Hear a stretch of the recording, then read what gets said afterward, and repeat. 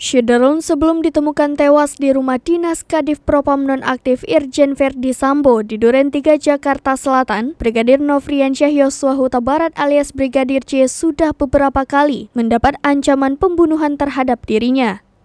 Kabar itu diungkapkan Kamarudin Simanjuntak, kuasa hukum keluarga Brigadir Nofriansyah Yosua Huta Barat alias Brigadir C, yang menyebut adanya pengancaman pembunuhan yang didapat sejak Juni 2022.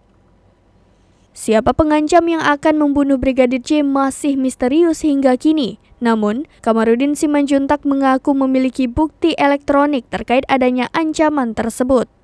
Kamarudin mengungkapkan ancaman pembunuhan terhadap Brigadir C terakhir kali diterima almarhum sehari sebelum ditemukan tewas, yakni pada Kamis 7 Juli 2022 ketika Brigadir C mengawal keluarga Irjen Verdi Sambo di Magelang, Jawa Tengah.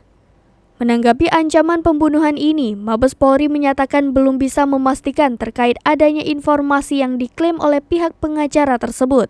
Saat ini, tim khusus bentukan Kapolri Jenderal Polisi Listio Sigit Prabowo tengah mendalami soal pernyataan tersebut.